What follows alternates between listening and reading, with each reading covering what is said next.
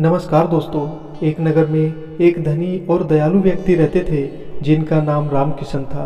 रामकिशन जी बड़े व्यापारी थे जिनके पास धन संपत्ति की कोई कमी नहीं थी। उन्हें यह देखकर बहुत दुख होता कि बच्चे भूख के कारण पीड़ित हैं। उनकी खुद की कोई संतान नहीं थी, परंतु उन्होंने अपने जीवन में दूसरों के बच्चों को भी कभी अलग नहीं समझा। उनकी पत्नी भी बहुत दयालु और उदार थी। उन दोनों ने मिलकर बच्चों के लिए कुछ करने का निश्चय किया। रामकिशन जी ने एक दिन घोषणा की कि वह रोज सभी गरीब बच्चों को बगीचे में आकर रोटियां लेने के लिए आमंत्रित करते हैं। उन्होंने हर दिन इन बच्चों के लिए रोटियां बनवाने का आदेश दिया।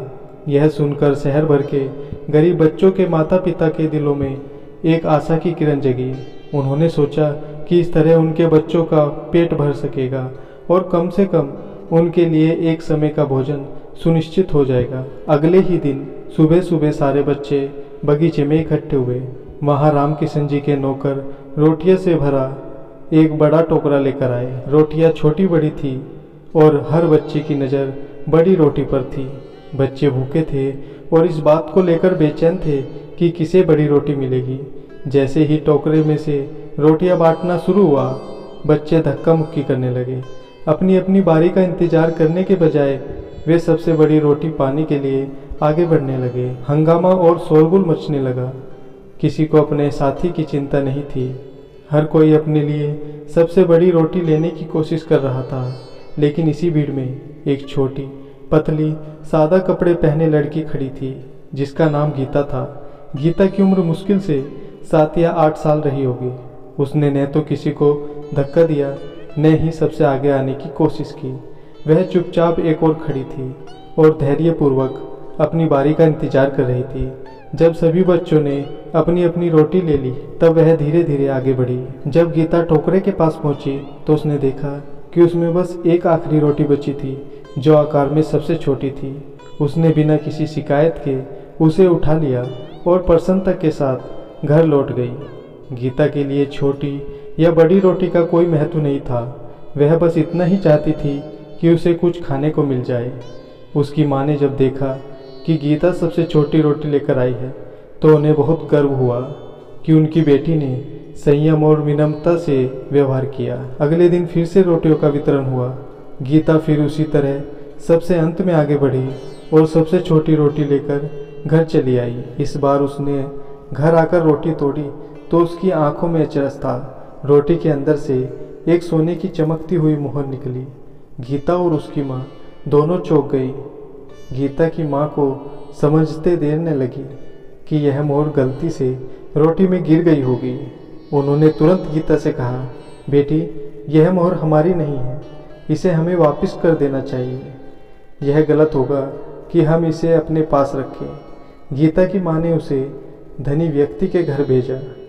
गीता मोहर लेकर दौड़ी दौड़ी रामकिशन जी के घर पहुंची और उसने कहा, बाबूजी, मेरी रोटी में यह सोने की मोहर निकली है। यह गलती से उसमें गिर गई होगी, कृपया इसे वापस ले लें। रामकिशन जी ने उसकी ईमानदारी और विनम्रता देखकर गीता की ओर गौर से देखा।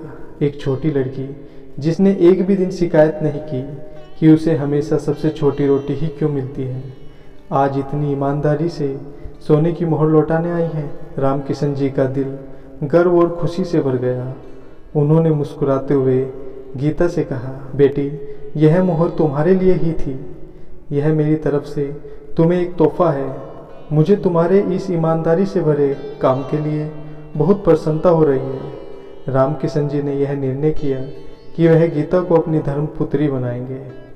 उन्होंने गीता को अपने परिवार का हिस्सा बना लिया और उसकी माँ के लिए मासिक वेतन निर्धारित कर दिया ताकि वह भी आराम से अपना जीवन जी सके। गीता के जीवन में यह एक नया मोड़ था। जहाँ पहले वह भूख से संघर्ष करती थी, अब उसकी पढ़ाई और जीवन की सभी आवश्यकताएं रामकिशन जी ने अपने जिम्मे ले ली। समय के साथ गीता बड़ी हुई और शिक्षा में भी उसने उत्कृष्टता हासिल की। उसके संस्कार और ईमानदारी ने उसे एक महान इंसान बनाया।